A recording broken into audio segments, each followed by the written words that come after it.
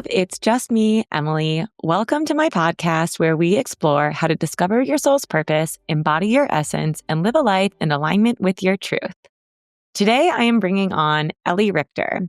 She is the founder of Subconscious and Somatic Integrative Coaching, as well as the co-author of the book, WTF is Human Design. She specializes in helping people co-create miracles and purposeful life through subconscious change and inspired actions. I know because I have worked with her for over a year. She is originally from Germany and has degrees in physiotherapy, health education, psychology, and neuroscience. She's also certified in yoga, meditation, Ayurveda, and coaching, and has 25 plus years of experience in the healing and coaching space. She lives in beautiful Encinitas, California. I am so excited to share Elli's wisdom and insights with you around subconscious reprogramming, somatics, and human design to help you discover your authentic self and to release all of the conditioning and old stories that really prevent us from living a life in alignment with our truth. All right. Well, welcome, Elli. I am so freaking excited to have you on the podcast here today. Just a little background story on how Elli and I met. I went to a retreat with Chloe Besson, who she's also going to be on the podcast later this season called The Ripple Effect.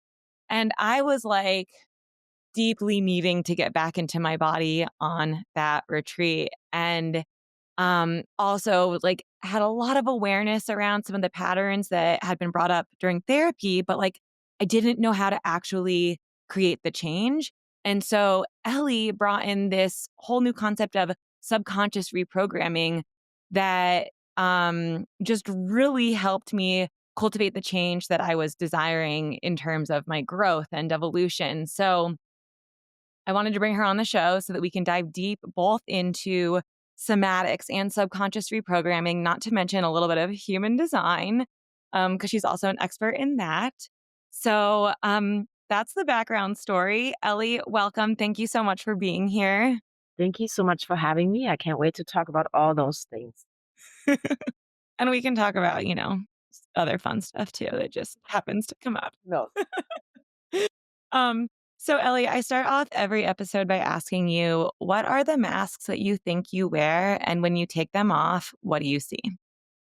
This was a question it took me the longest to come up with anything because honestly, I'm very intentional about letting go of masks and be myself everywhere. And I'd say there's two distinct Ellies. There's the professional Ellie that maybe wields in her swears and how often she uses like 5-year-old humor. And then there's also just friend Ellie, playful Ellie. So I'd say if there's any mass, it would be like adult versus kid, like I'm pretty Mm, playful inside. And occasionally I'd say I hide behind that professionality sometimes, but mm. I think that's just two sides of also my self-expression. So I'm not sure if they even are masks. I noodle on that question a little bit more. We can come back to it. It's so true. And I mean, I've asked this of all of my guests, and it's kind of like we almost need the mask in some situations in order to relate to people in a certain way. Like, if I'm gonna like hire you to help me with subconscious reprogramming and somatics, it's like I probably want to talk to the more professional version of Elli. And then as I get to know you, we get to like dance around and party, and I get to see that like childlike side of you come out. So they all kind of serve a function, it seems. And we have so many parts, like in parts what we talk about, so many parts of us, and they all want to come out and play. So yes, there's many parts of Ellie. I love it. I love it. Well, I hope we get to see all those parts today. So I want to start really basic. Can you just give us like a definition, a working definition, or your definition of like what exactly is subconscious reprogramming? Mhm. In subconscious reprogramming, we're really elevating and shifting your basic beliefs and perceptions to match the reality that you want to create. Mm, yeah. Okay, so can you give us an example of like why someone would come to work with you for subconscious reprogramming? What are their pain points Mm, and what are they hoping to accomplish mhm. with subconscious reprogramming work? Yeah, I'd love to actually go back a little bit to tie in this first definition, if we elaborate on that a little bit. Mhm. We are all aware that we have a dialogue going on in our heads, multiple dialogues. Mhm. And so there's thoughts and then there's beliefs. And then there's Yeah. also our spiritual guidance. So we have kind of like a lot of noise going on inside of our minds. And I meet a lot of people who are very dedicated to changing their lives or moving forward and have done a lot of work on the level of thought and perhaps the level of the spiritual connection and are bumping up against the deeper programs. And I feel like knowledge always helps to understand this. So when we're in utero, we are like a blank canvas. Our soul is just fully expanded. We don't think that we're fat yet or need to do stuff to make money. Yeah. So there's just pure consciousness. And then as we come out, our brainwave state is still very slow over the first 7 years. So during that time, there's no will coming in. There is just pure consciousness in a hypnotized Mm, state. So in the first 7 years, we're actually becoming hypnotized. With mm, programs that our parents became hypnotized with or caretakers in our environment. So it's just like passing on these unconscious beliefs. And I say unconscious because it's not like when they fly by that we choose it. So let's just say, mm, your parents are saying to each other, there's no money in art. An artist, they're starving artist. Yet you're meant to be an artist. And so that belief flutters into your program. And it's not like there's a consciousness ready yet to say, well, that's actually not true. And for my lifetime, I'm going to choose to be an artist.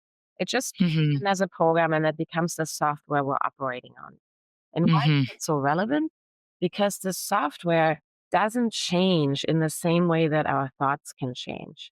We can change our thoughts by reading a quote, becoming aware of something new, learning a new piece of information. All of a sudden, our thoughts are different, completely different. Yeah. We can have those light bulb moments all day, every day.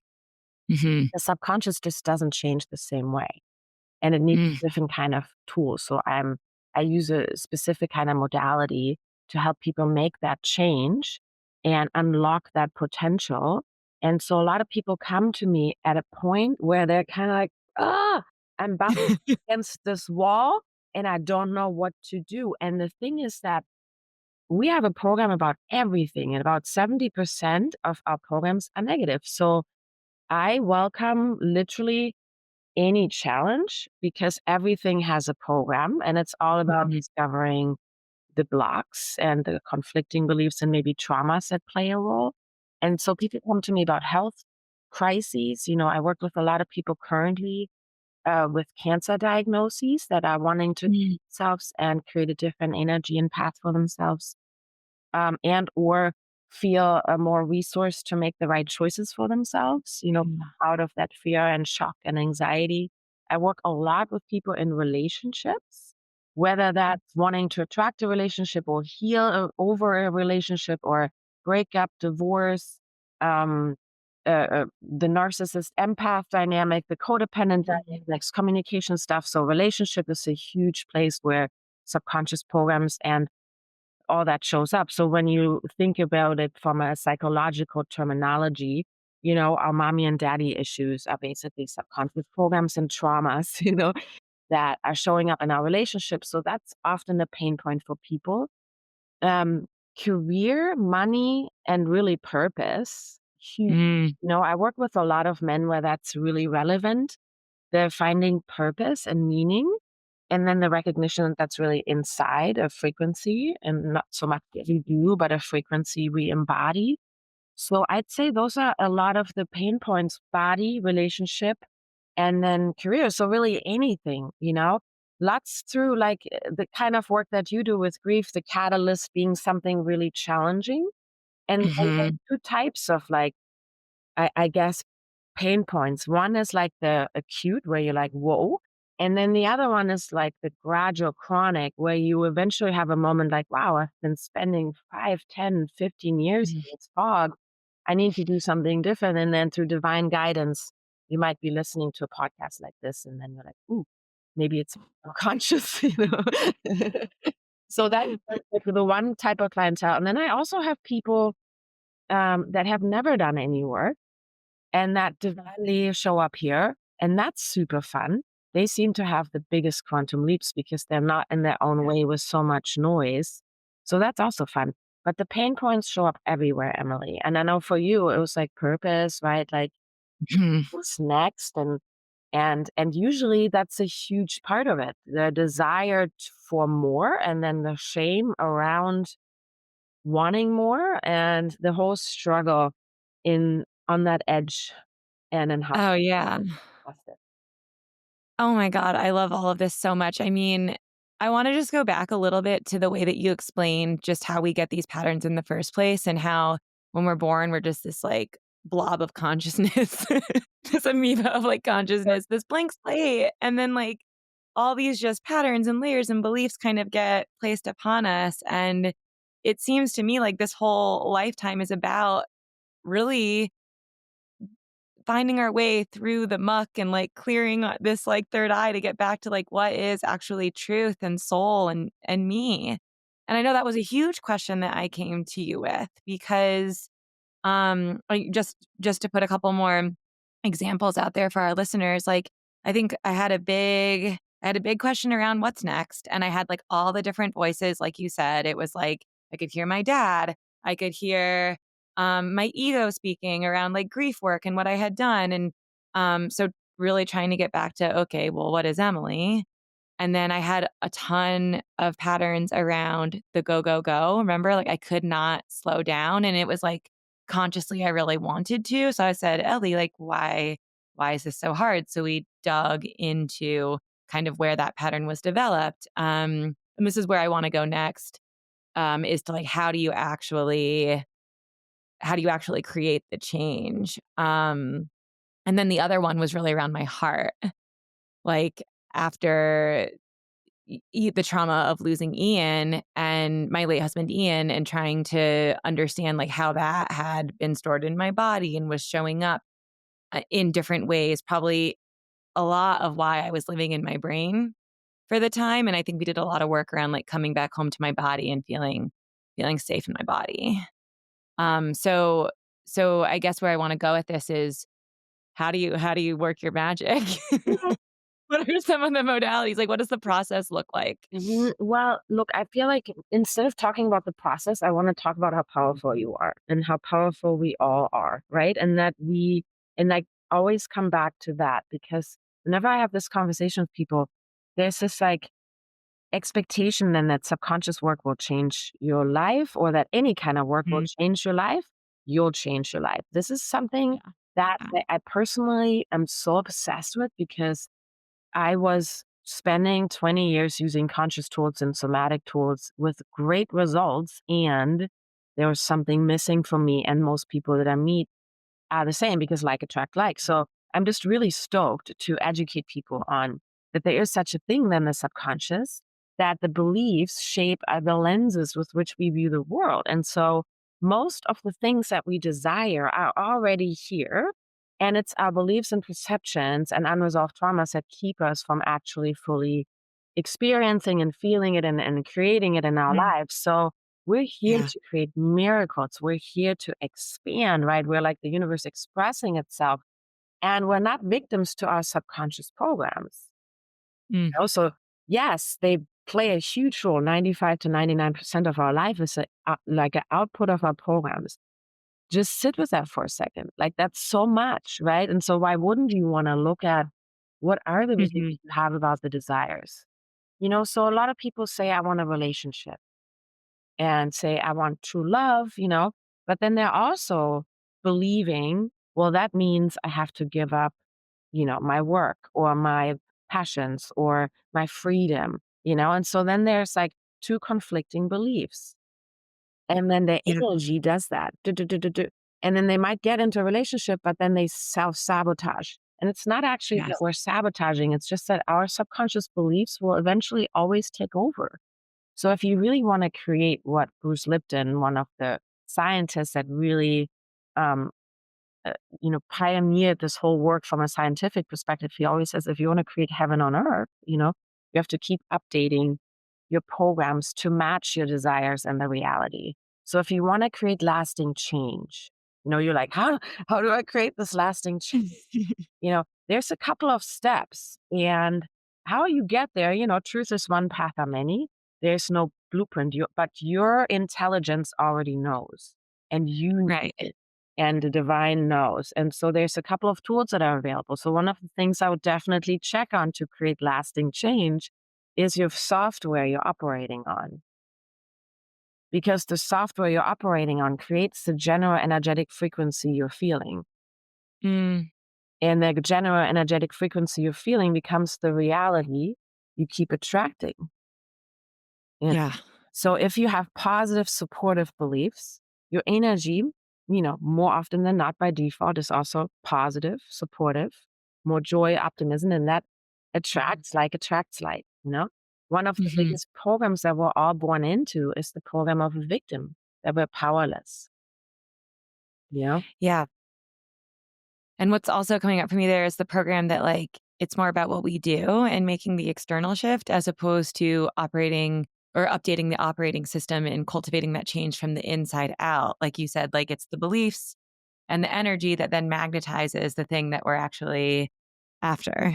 Well, let's talk about like this belief system that you're just bringing up. That's another belief system we're born into, that once we have X, then we feel Y.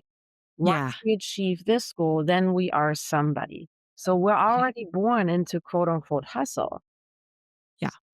Now I feel that one deeply. and so Like, yes. then we spend most of our lives, and nowadays people already in their 30s are realizing like, wait a minute, what am I doing? I'm just living out this like go to college, get a job, get married, buy a house program. And there's nothing wrong with that. It's just not everyone actually wants it in that order in this way. There's 8 billion Mhm. realities, and we are all here to expand and differentiate. So just understanding that everything is basically already somewhat of a program, and observing that, is a great way to realize what ho how do I then cultivate what I want? So it starts within, to make yourself the source of your happiness and fulfillment, to access that frequency, to become the vessel, the vehicle of that frequency and show up in the world like that. And so if you have beliefs that like, tweak you all up inside, and you're just thinking about how scared you are, how much you doubt yourself, how unworthy you are, you know, Mhm. that that will just kinda also feel that way, and that will then attract opportunities outside to help you show you what programs that currently operating. Yeah, I love the work. I feel like it's a lifelong journey, and for me, like, it's like the same patterns continue to show up in that way. Um, but just having, like, grace through the process and, just the awareness I think is huge. But what was coming up for me is that when you were talking was that quote by Carl Jung where he says, "Until you make the unconscious conscious, you live your life and you call it fate." And, it's true, like, I don't what did you say? Like, I don't want you're not being a victim to these programs, but just seeing how they can operate your life, or you can kind of get into that self-sabotage pattern if you're not kind of unearthing them and bringing them up to the conscious. Well, that's just the first step. We don't wanna start Right. with awareness. At awareness, there's Not at awareness. a lot of people in awareness. It's I mean, painful. that's where I get stuck. Yeah. Yeah. So let's just, like, keep it real.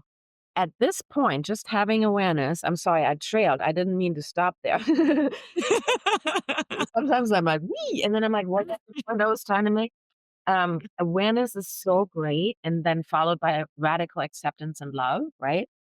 Yeah. And that's where most people then are in so much pain, because you become aware how you are literally the problem, right? "Oh, my belief system is It's my me. problem." Yeah. And again, don't blame yourself. This is what I love knowing about the difference between conscious and conscious. It's not that you are the problem, so don't identify with your program. Mm, Choose them. The yeah. programs ultimately are the problem. And you're more powerful than your programs. You're more powerful than any of this. I like to look, personally, I have a belief that we choose this spiritual baggage. You know, personally, I believe like wherever you have your greatest gift is also where you then choose the greatest challenge on some level, or the creator chooses it for. I'm not sure, but ultimately, if your gift is in teaching people how to really feel the emotions, then Mhm. your spiritual baggage will be to have a very painful experience that teaches you how to really feel your feelings. Or maybe your journey is about teaching people how to have amazing relationships. So you'll have a lot of baggage in that area. So the first Yeah. step, awareness. The next step then after acceptance is adjustment. What do you want instead? Yeah. This is the most important question. And what I also love about the evolution of personal growth and development, maybe I'm reaching a little bit ahead, but also therapy. Um, So often we're again in a program where we're taught to believe we need to understand everything about the past and our behavioral pattern in order to move forward. And I've witnessed over the last couple decades, it's not true. Decide Yeah. what you want, decide what you want, shift your energetics, shift your subconscious to match that, and take action. And then Yeah. that's how we build. Also, don't look at it just mental health, physical health, emotional health, spiritual. It's all one. We need to like Mhm. stop separating that, and I know we're going to talk about somatics in a moment, but we're already talking about it. There's no Mhm. separation. The subconscious mind governs your body, your nervous system, your heart rate, your breath rate, your muscle contraction, Yeah. like your digestion. So I work with a lot of people with digestive issues, subconscious, lots of people with physical pain, subconscious. Always remember that Yeah. 95% of what's showing up in your body and your nervous system and in your behavior is subconscious. So when you decide what you want instead, then you can Mhm. update your subconscious to match those desires, and your entire physiology and frequency will follow that shift. Yeah. You can access it every single day and practice being in that new frequency and show up in that new frequency and decide to be that every single day because you can now select it. It's available. So Mhm. the awareness part is where it gets really painful when you're aware that you have these issues. You're aware of the pattern, painful. So then Yeah. you must accept, not blame, and then Right. move into what do I want instead? And then you create new beliefs. So if you discovered that you have a belief that you're not worthy or not enough, which most people Mhm. are operating on that. I don't know a Mhm. single person that doesn't on some level operate on that. When you Yeah. discover that that is the root of your challenge in your relationship or in your money, then you want to craft a new belief system, and then we use the technology that I use with clients to help them facilitate their subconscious change. But ultimately, a program could sound something like, I'm innately worthy, Mhm. I'm deserving of receiving everything that I desire. I'm worthy and deserving of love. That's right. With a little background, you did this after one of our sessions where you balanced Yeah. that exact belief, right? Yep. Yeah. And I have it on my desk just to remind me all the time because this belief was so powerful for me. And one of the lessons I learned from you is that because like my mind loves to get stuck in awareness and try to like psychoanalyze all my like past and trauma. And you're like, Emily, sometimes it really doesn't matter about the why. It's where do you want to go with this? What do you want to change? How do you want to feel?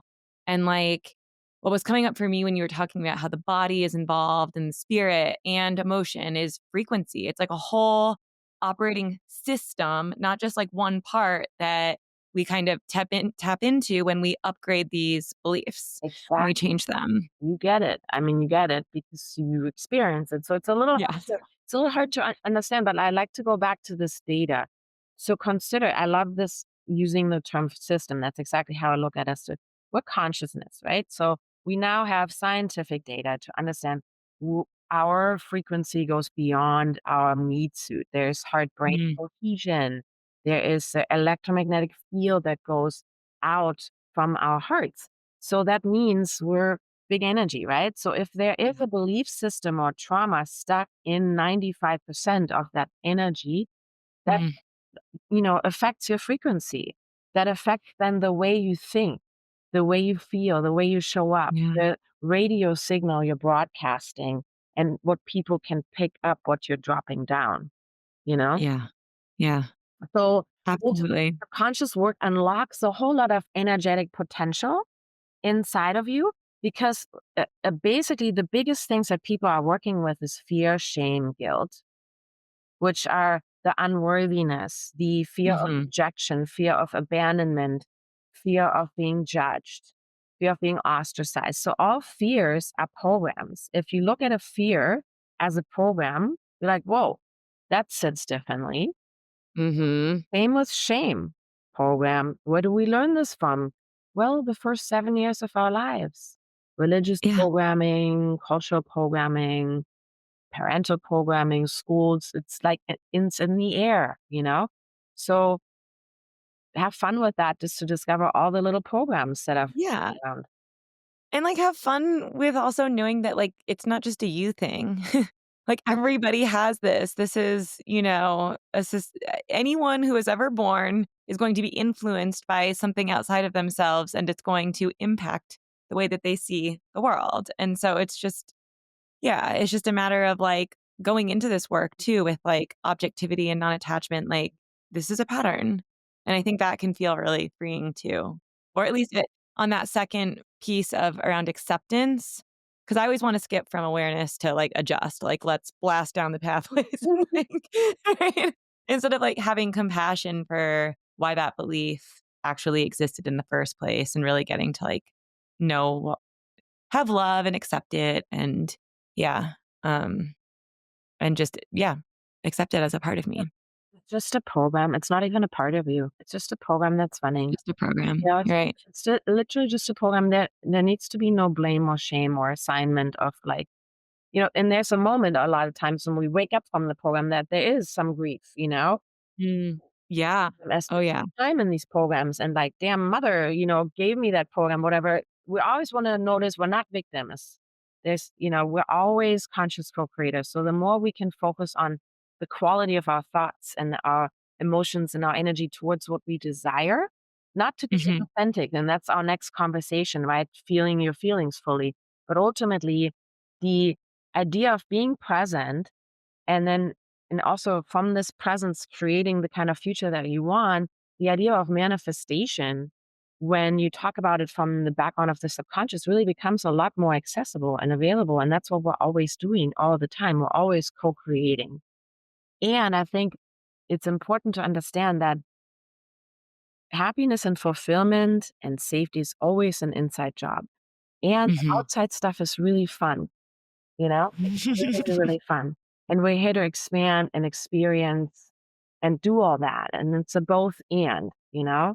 I would never want to say to somebody that's like completely broke, but yeah, your happiness is an inside job. And there's a both and you need to be met. And it's still true. The universal Yeah. laws are still true. And when we empower ourselves to understand we have so much power available over our energy, Yeah. so much.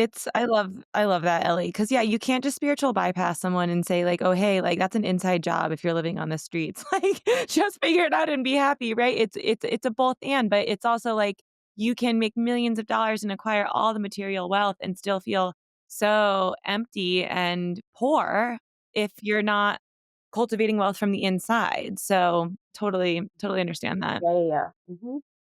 So let's dive into the somatic Yeah. work and like what is the parallel between the two. What was kind of coming up for me is like, and in clients that I've worked with too, it's like, well, we want to shift these programs and so, or these beliefs about ourselves. And like sometimes we work with mantras, but it can just feel very cerebral and it doesn't feel embodied.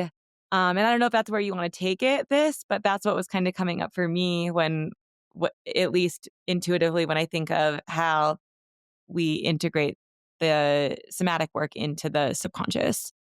Well, to me, it's one.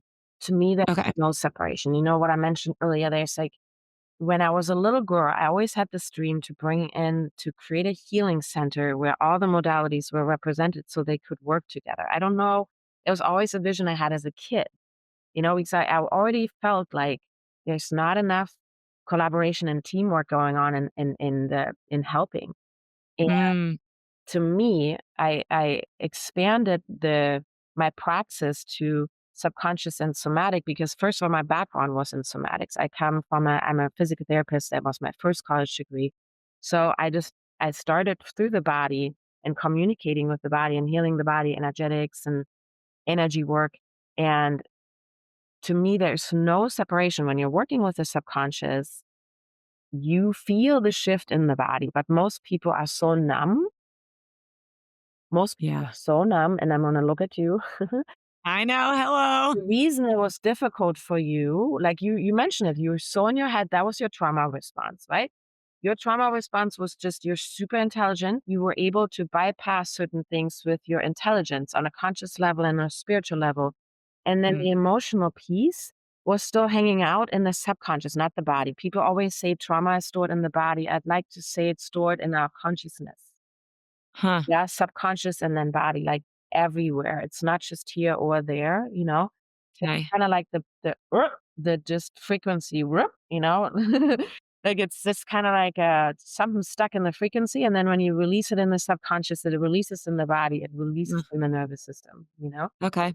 Um, Like, so it's not either or, you know, but I think a lot of people that says trauma is stored in the body don't know about the subconscious connection. mm, And we mhm. know about mind-body connection. We've known about this for a long time.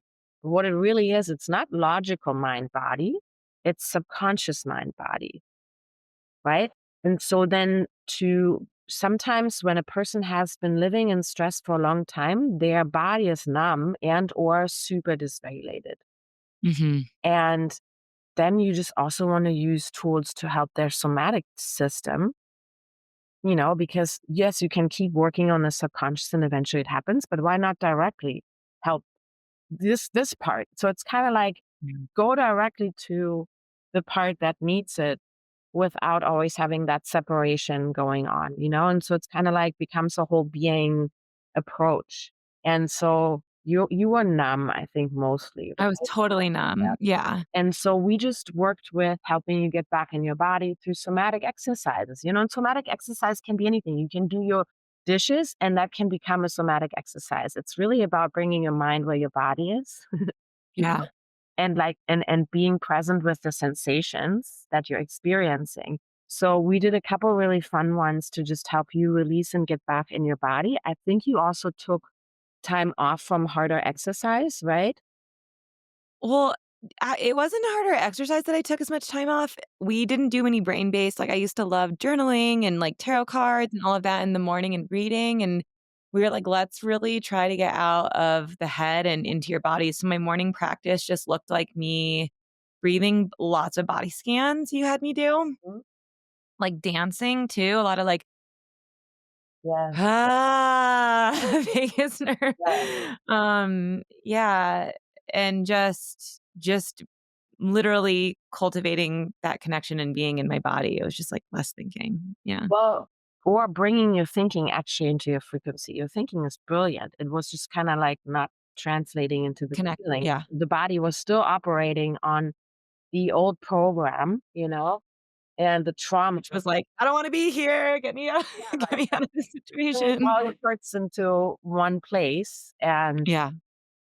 and so dancing in the morning, doing that, it raises your frequency. So ultimately, Mm. like, we just bring it back to, like, the simple stuff, you know? It's all about Mhm. raising the frequency to match to bring yourself closer to source, you know, to connect to the light, you know, to connect to your natural state. Yes, and that's the thing too. I think when you're disconnected from your body, you can't hear you can't hear source. You can't hear your intuition, or at least for me, it was like my brain kept getting in the way. Um, does that does that resonate with you or Yeah, I think so. I think that, you know, you asked earlier what's the pain point that people come to you, and I thought about this, and really the biggest one is being disconnected from the light. You know, Mm, we just don't have the words for it. We say, I'm unhappy in my job, or I hate my partner, or but it's really being disconnected from the light. So most of this work is about reconnecting, to your power, basically, and calling back all the places that you've given your power away, whether it's to job, money, person, status, looks, and then have the Mhm. power and then change those outside things and have fun with those. There's no shame in wanting to grow and experience and manifest. As a matter of fact, that's what we're here for. That's what we're here for. And that inner work is really important. So, yeah, I do Mhm. think that a lot of people are at that place, that you're describing. Um, Yeah. and that it's really important to get back in our bodies. Life can get hella complicated. We chase success, we hustle for money, we strive to make an impact, we juggle the day to day responsibilities, and we try to make everyone else around us happy. But at the end of the day, does any of this actually matter? I can't answer that question for you because what truly matters is different for everyone. There is no formula, no blueprint, no checklist for a life well lived. But the one thing we all share is a limited amount of time to live it. And that's why I think facing your mortality is the key to unlocking a life that truly matters. Death is a mirror. When you confront the fact that this all ends, the noise fades away. The ego driven shoulds, the societal pressures, and the endless to do lists suddenly don't seem so important because facing your mortality isn't about fear. It's about freedom. It's about waking up, cutting through the distractions, and making choices that actually align with your soul. That's why I created YOLO, a 3-part transformational experience designed to help you engage with your mortality so that you can actually start living. You only live once. Are you ready to make the most of it? If so, head to the link in my show notes or go to www.IamEmilyBingham.com/YOLO. I 100% agree. And it's been such a journey and supportive in me connecting back to like, okay, what does that deeper part of me want to say and where does it want to guide me? So we talked a little bit about kind of the dissociative aspect of somatics. How would you support someone who's struggling with who's like really dysregulated? Like what would be an example of how that work would look like with you It really and depends. how it affects the subconscious Yeah. too? So the subconscious, it's when a person is really dysregulated, it's usually because they're stuck on a perception that's breaking their heart. Okay. Mm, They're stuck on a perception that's breaking their heart. They cannot see anything other than that perception that over and over and over and over breaks them, yeah. you know? So that can be from a traumatic event that Mhm. is just looping in the subconscious. The conscious mind can make sense of it and move on. The spiritual mind can see the higher perspective and be there.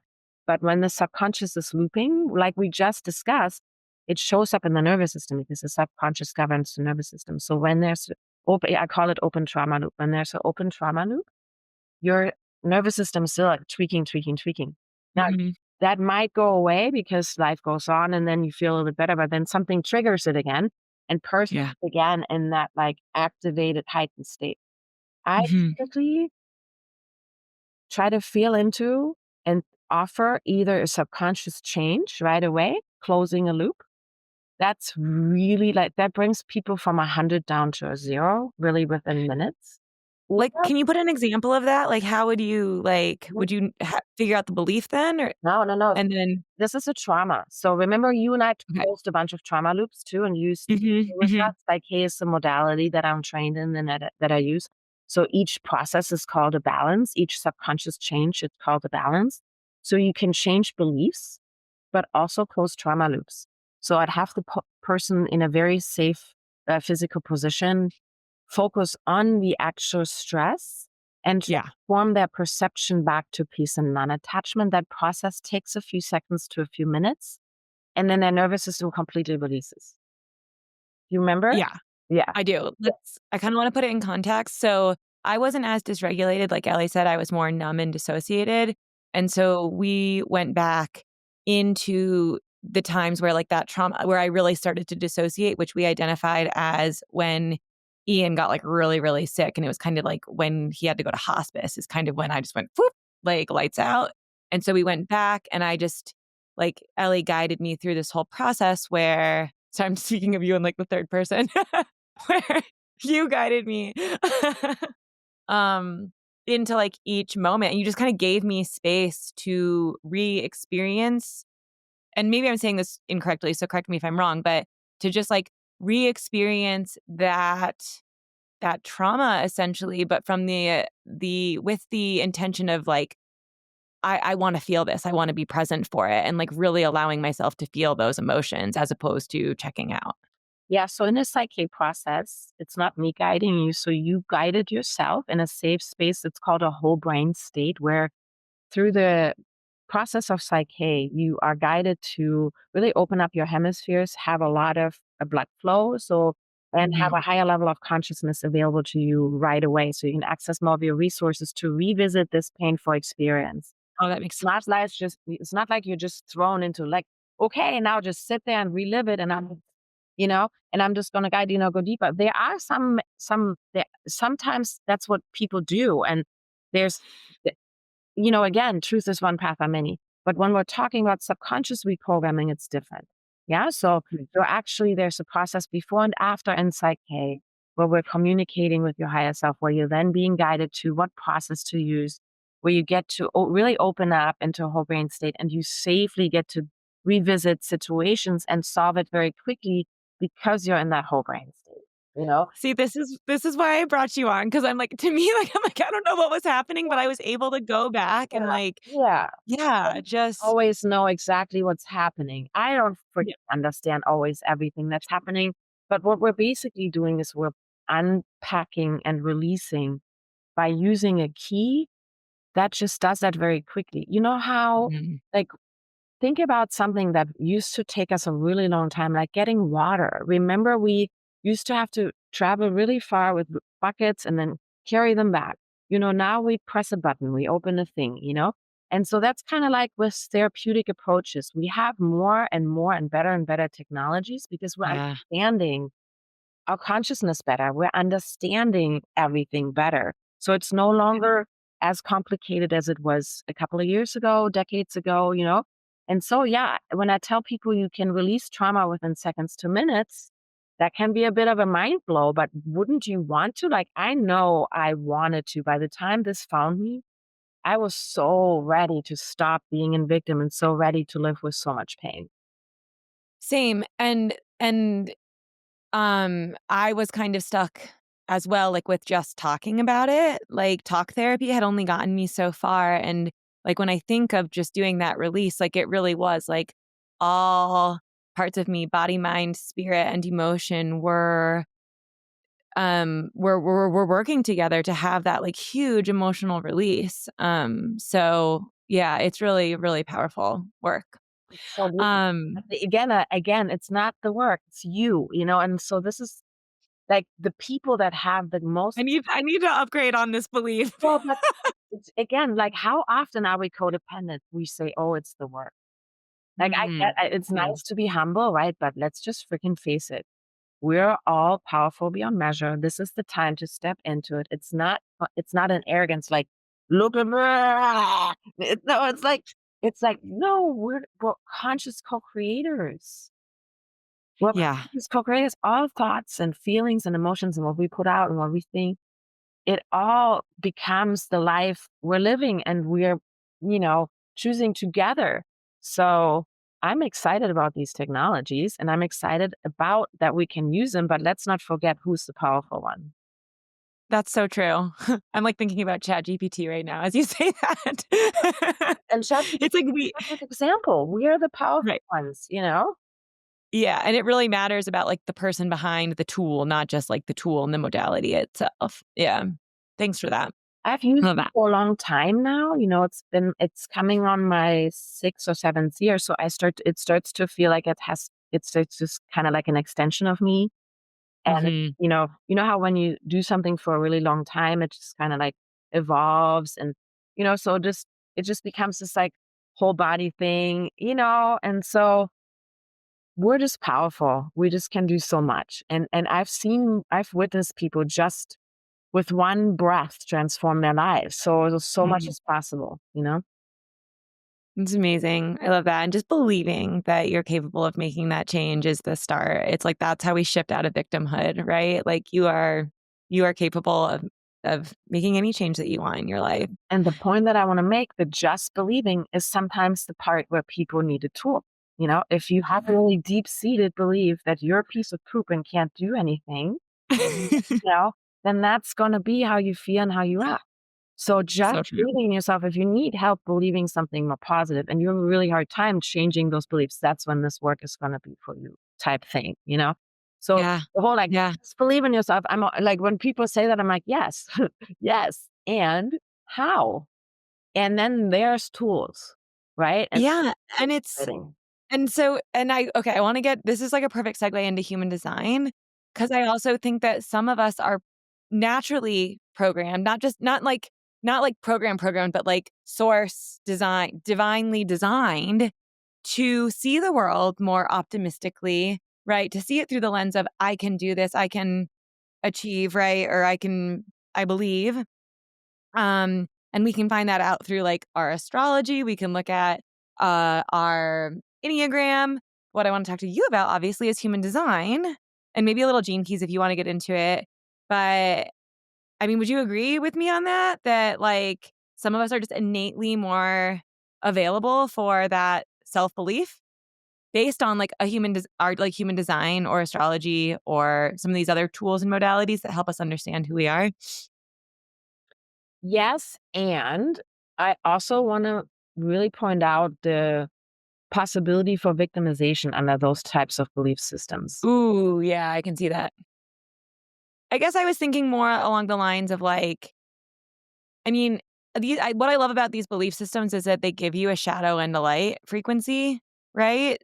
But I do think that, like, I'm thinking of Enneagram right now because that's probably the one I'm most familiar with. Like, if you're an Enneagram 6, you might have a stronger tendency to worry or to kind of fall into that, I don't know, like more like victimization mindset or believing that it's not possible because the fear is stronger for that type.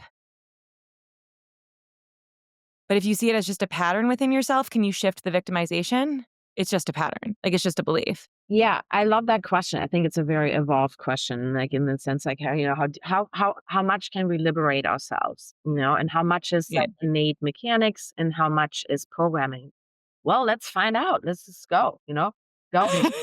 You know, just go and find out. Yeah. Like there are certain things about me that I've come to just kind of accept as my isness.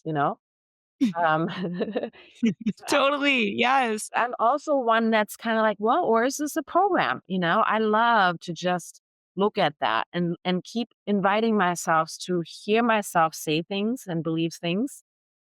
And sometimes I victimize myself under gene key knowledge or astrology knowledge or human design knowledge. And then I'm like, wait a minute, I keep saying that, and then it keeps being true for me. What if I stop saying that, stop believing that? Let's just see what else I can create, open and curious. Oh, I love that. It's so true. I can get so heady with some of these tools and then it can become almost like the self-fulfilling prophecy Well, the reason of like, I love human design and came to it, to me, it's kind of like you open it and it shows you a geometry or patterning of yourself that just resonates so deeply that you can so clearly see of what's not you, okay, and then you're like, whoa. And so when I came to human design, I'm a manifester, which is an archetype that doesn't have a lot of natural energy. Actually, of all the archetypes, it has the least amount of energy. But I was living like an energizer bunny. you're living like a generator. I was living like a Manny Gen. I was living like, Oh, okay. whoa, mostly struggling with health issues. I struggled a lot with like coping mechanisms like smoking cigarettes, drinking it, Mhm. just to get energy, and I Mhm. was constantly like trying to get energy and didn't understand my energetics, didn't understand how to take Yeah. care of myself. And for many years after I found human design, I used it to help me find a lifestyle that aligns. And that's what I love it for. And that's why I co-wrote a book on it, just for the lifestyle piece. Because every energy type is lifestyle wise has such different needs. And we're so programmed again in such a program. I worked in health and fitness for a really long time.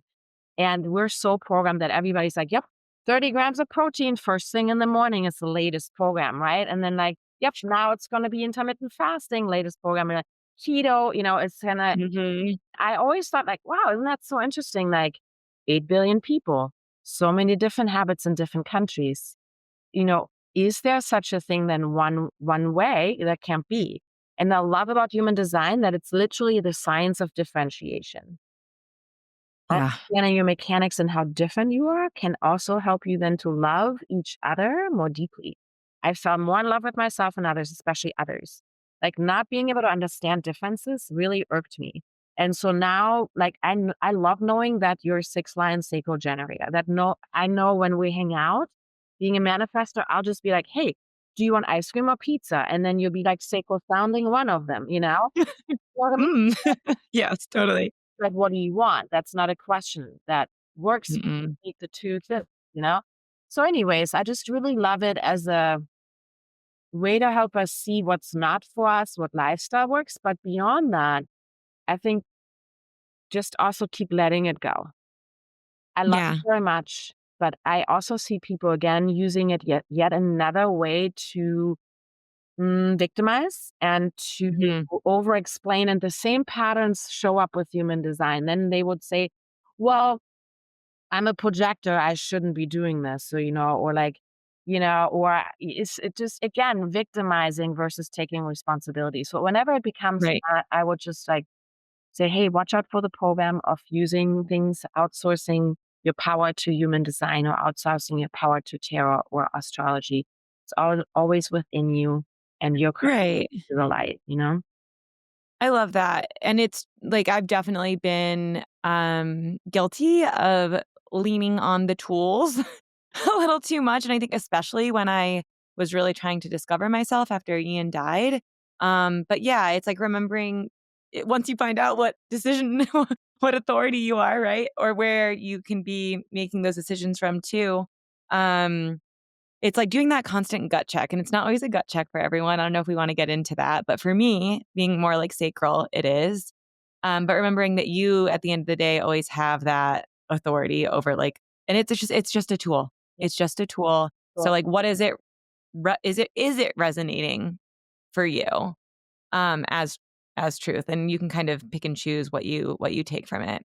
Um can you just walk us through, like, if someone were interested in their human design, what would be some of the key areas that you think are really helpful in differentiating, like, what's yours inherently and what could be a program?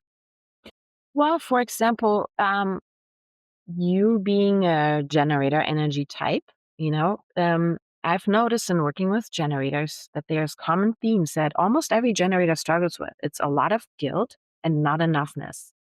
Mm, Guilt around amen. failures. Like, so the generator archetype is really meant to be lit up, like to live this mega magnetic life.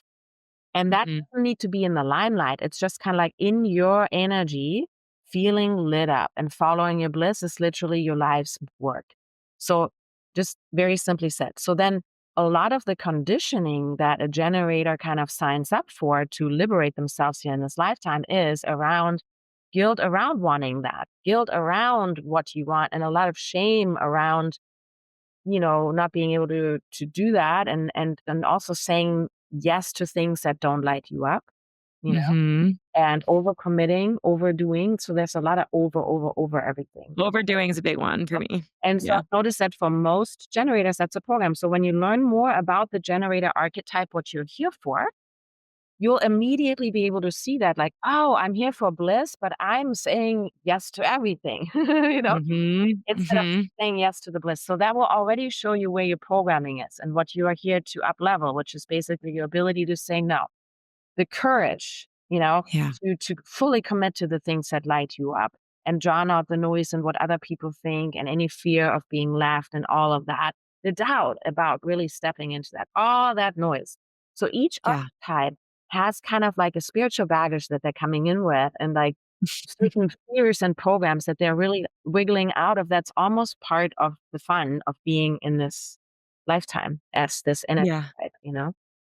Yeah. I love it. I mean, your work is so powerful, Ellie, because I'm just thinking it's like we have like the subconscious piece and then the somatic. So the subconscious and the somatic are all kind of like related. There's some spirituality in there as well. And then the human design kind of brings in like the mental again and helps us. I mean, I just feel like each of the tools that you've brought into your healing work really plays a key role in helping you differentiate what's mine, what's not, how do I shift things? And it just feels like super holistic. So I just wanted to name that. Well, the human design part is also very action. You know, we have the subconscious piece, the conscious piece, then you're elevating your energetics, and then you take action. So human design is a little bit like helps you to navigate the action piece. Action is really, really, really important, you know? So that's what it's all about. We'll do the subconscious work. So we unblock the action. And for a lot of people, it's non action. Like for you, it was a lot of less action. yeah, like okay, so when you say that, what's coming up for me is it almost gives you, as opposed to like being so stuck in the like, why am I this way? It gives you kind of a blueprint for the frequency that you could be, right? That you're trying to shift into. Is that what you're kind of saying? Like, Yes. and I'm going to go here. Like, this is actually my design, and let's go. Yes. Yes. It's Fill out that blueprint. guidance and clarity, which most people really appreciate when we're struggling. Most people, when I ask them, what do you want? Peace. Peace always first. And after peace, it's usually guidance and clarity. And then Mm, move forward. You know? yeah. Yeah. I love it. It's such a powerful tool. I want to go back and study all of it. I want to just quickly before because we're coming to the end of our time together. Um, how did you get into this work? Could you share a little bit about your story and specifically like how did you know that this was like your calling? I'm assuming that it is part of your soul's purpose, but just a little bit about that story and how you followed that whisper, if that's what it was like for you. Yeah, definitely in hindsight, for sure. I got into this because I didn't even want to be here as a being, I think. Mm. You know, when I really think about it, I turned around in utero. I got chased. No! That's awesome. It's gonna be I know it's gonna be a trip. No, I'm just I struggled a lot. I struggled a lot as a kid, as a teenager. There was a lot of trauma growing up.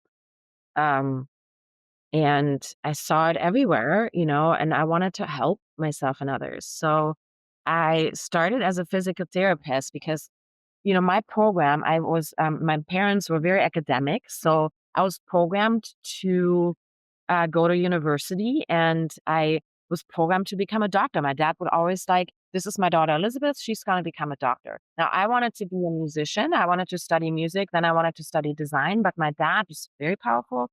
I was like, this is Elizabeth. She's going to be a doctor. So by divine intervention, I missed the entrance exam to medical school by 1 point. Super divinely guided, right? So Wow. become a doctor. But because I was so programmed for many years, my daughter Elizabeth is going to be a doctor. I chose the next adjacent thing, which was physical therapy and medical. You know, I wanted to help people. It was always about helping people, right? So as a physical therapist, I worked as a fitness bunny in a gym to support myself through college and really discovered a passion for coaching, you know, teaching, coaching. So that's really like whenever I was in interaction with other people and I got to just be me, something would happen. And I noticed that as a little kid. I've noticed this my whole life. Before I knew that I'm a manifester, I knew something there happens. People always tell me all their problems. They always feel moved by whatever comes out of my mouth. And I just didn't understand Mhm. it. You know, it's just always like an alchemy. And sometimes it was painful. What came out of my mouth really upset people. Mm. I didn't understand that either, that sometimes what I saw wasn't welcome, you know, because the person Yeah. didn't ask for it. So I studied physical therapy and in working with people's bodies and meat suits and somatics, I discovered, wait, there's so much more to this, right? Then I met Yeah. my ex-husband. He was American. I immigrated to America and this degree from Germany wasn't transferred. This I forgot to mention. This all happened in Germany. States and kind of started over. It was the opportunity to start over at 23. I was very young. And I had already had this degree and this trajectory, right? And now I had this Mhm. opportunity to do something different. So I was really passionate about the whole physical health part, nutrition. And here in America, anything goes. So I was kind of thrown into entrepreneurship without realizing it because my degree Mhm. transferred. And because I was so programmed to be on an academic track, I decided to go back to college for health education and psychology. During that time, I started to work with a spiritual mentor, stopped drinking alcohol, discovered a spiritual path, discovered Mhm. psychology is not for me. And then the download just kept, I became a life coach. My life fell apart. I had a huge reckoning, divorce. My dad passed. And then I realized all the tools, Mhm. conscious tools, somatic tools, feeling your feelings, they're great, and I was missing something, and during that big, that's almost 10 years ago now, crises in my life, I started to search for subconscious tools. Then Mhm. I found human design. Through human design, I found Psyche, the subconscious tool. And then in 2020, during that long time that we all sat kind of in our own energy, Mhm. it Mhm. I created subconscious and somatic integrative therapy. And Mhm. that's all I've been doing, and it is definitely my purpose. Cool. Always been my purpose, and my Yeah. purpose is teamwork, and when I work with clients, it's teamwork, we're partners. When I interact with people all over the world, like just me going out with my dog, it's always teamwork. There's always a relationship. So I Yeah. get to serve my purpose all day, every day, Yeah. really all the time. I love it. It's such a beautiful story, and I just kept seeing, like it's like you just kept following the threads of, like, okay, there's this part of me that or yeah, like, that my soul calling is, like, I wanna help people, right? And then the programming is like, "Okay, well, you have to help people in this way." Mhm. And so you just keep kind of following the breadcrumbs, right? You're a 6'3", Yes. right? Yes. Which is like the experimenter kind of, or role model experiment, or which No, teacher the experimenter? responsible adventurer. Oh, okay. But it's a lot about experimentation, Oh, right? yeah. Because you both have the 3, yeah. So kind of just, like, learning something, integrating the lesson, going on to the next until you get closer and closer to the, like, moment Well, and of, also, like when I look back at this was all 20 years ago when coaching and the way that we understand, that wasn't a thing. It wasn't on my sphere. I didn't have social media. So this all just kind of like happened. And when I look back at it, of course, it just being a manifester in human design, you just do things. I just did it. I'm like, okay, I'm just gonna do this now. I never thought about because that's just how I personally roll. Now, when I tell my friends and they're like, what? You just immigrated to America? What? You just created this what? How's this even? And I'm like, I don't know. You just do it. And so if I were to coach people to just do it, it would not be right for them. Right, Their right. human design would like their nervous system would just like not, Wouldn't handle that. you know. If I have a fellow you manifest, I'm like, yeah, let's just do it. But for you, I'd be like, wait for the divine timing, wait for the opportunity to respond to. And so my life's path and the way that I forged my way, super fun. And I look back in hindsight and I'm like, whoa, I don't know where I got the balls from. you know, but it's just also Who right. you are. It's also right for me. That's Yeah. like, again, this a little love for human design and a little love for subconscious programs. I also went in like, I was very blocked and I probably am still, working on it. But yeah, anyways, a whole nother story. I love it. It's a beautiful story, and I wish I had time to dive into I all know, I of the know, I know. I different just nutshell. chapters of it. Yeah. Um, well, Ellie, if so this podcast is really about helping people discover their soul's purpose and their authentic self. So if you were to give someone who's kind of on this journey of self-discovery any tips in terms of through the lens and the modalities that you use, subconscious somatics, Yeah. human design, like Yeah. what guidance would you give them? Yeah. First of all, I do want to admit that I always find that a little difficult just because, everybody is so different. So I hope that something already kind of like sparked that and answered that for you guys. But one thing that I see a lot is when we're on this journey that we outsource, we look outside of ourselves, lots of scrolling on the socials, lot of podcasting. And again, nothing wrong. There's always that divine thing. However, don't forget how powerful you are. And Mhm. the power of just one small thing, for example, journaling about what you want, and drowning out some noise. Just maybe like for a couple of days, not talking to other people about it. Maybe for a couple of days, really just meditating, not listening to anything. We're consuming so much. Mhm. We are consuming so much information before we even get out of bed that we used to consume in like 1 week or a month. So our system is always overloaded and can't receive.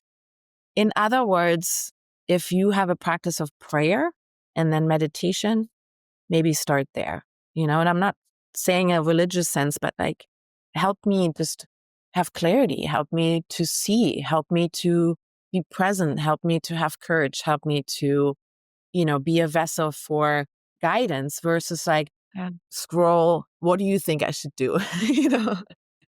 I love that device. That's such great advice, Ellie, and such a great start. It's just like, come back home to you, silence the noise, stop asking everybody else for their opinion, and like trust that you have the answers. Like even without all of the healing modalities, and yes, these are tools that absolutely help, but like just that silence and listening to yourself can be such a powerful way to start the process. Well, and I do want to say, and it would be irresponsible not to say that if you can't sit in silence, you're in an open trauma loop, call me.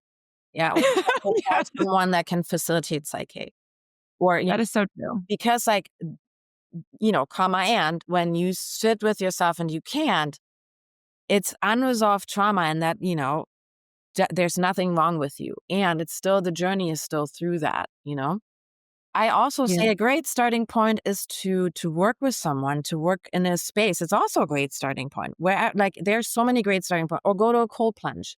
Your Mm, pharmacy in your brain, access that. We have so many ways that we can access a higher frequency.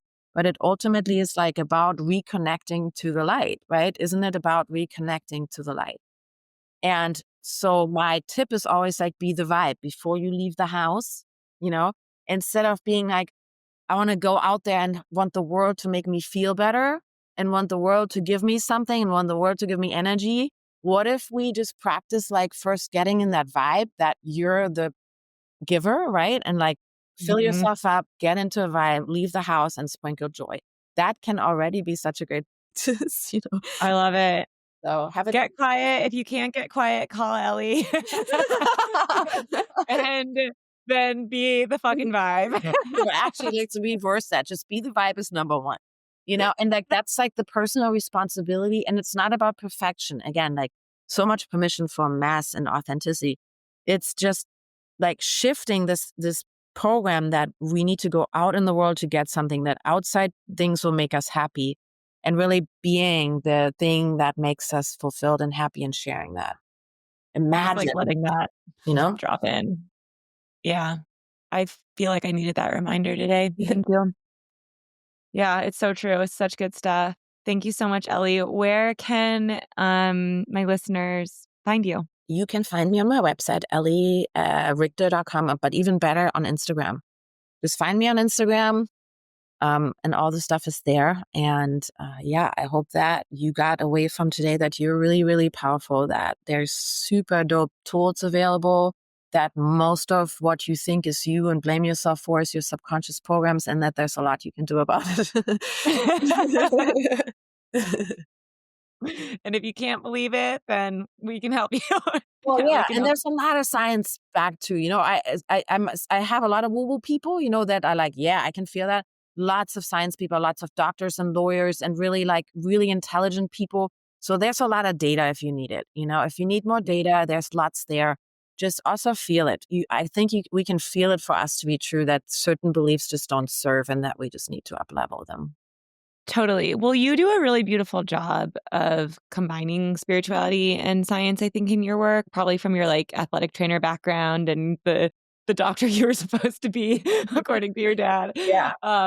So and that's been helpful for me too, because sometimes the woo, it just doesn't like it feels like it doesn't land if you're not ready Yeah. for it yet. So Yeah. love Well, that. I know we are kind of running out of time, but I recently did like a little micro bachelor from Harvard. I love education. However, I noticed, and maybe somebody from Harvard is listening, there was some science delivered that was outdated, and I was like, ooh, we are evolving so quickly and understanding consciousness, and we're understanding consciousness is not in the brain. So this was talking about brain and consciousness. And I was like, man, we're just, in a year from now, maybe this won't even be relevant anymore. We're just going to look at each Right. other and our subconscious changes, you know? So Yeah. knowledge is very powerful, and science is still trying to catch up with what's happening. Totally. There's so many questions that have yet to be answered that science can't even like touch. So And yeah. that's why it's so important to become sovereign and resourced and to understand our body, to be in mind and body in this, like you call it, the system, right? This beautiful Yeah. meat suit consciousness system, to be resourced here, because this knows what's best. Yeah. And then Hmm. whatever is happening, whatever we're co-creating individually and together, you know what's best. And having that resource is, I think, coming out of victim into that empowerment is what we need right now to create I was the world. That's going to be key this year for sure. So thank you. I think that's a beautiful note to end on. And thank you so much, Ellie. Um, we'll have you on again, I'm sure. It was so much fun. So much for the opportunity to talk about these things. Amazing. Thank you so much, friends, for listening in today. We will catch you in another episode. If you want to engage with Ellie or in the conversation, you can leave a comment here on the podcast or on our social platforms. And we'd love to get to hear from you. So thank you. Thank you so much for listening in to It's Just Me, Emily. I hope that you enjoyed the show. If you did, it would be a great honor if you could subscribe and then leave a review. And if you do so, I will send you a beautiful hardback copy of my book, Love and Grief, to the first 20 people who subscribe and leave a review. When you do that, it just helps my podcast get boosted and more people will be able to come in and view the show. Thank you guys so much for tuning in, and I hope to see you in another episode.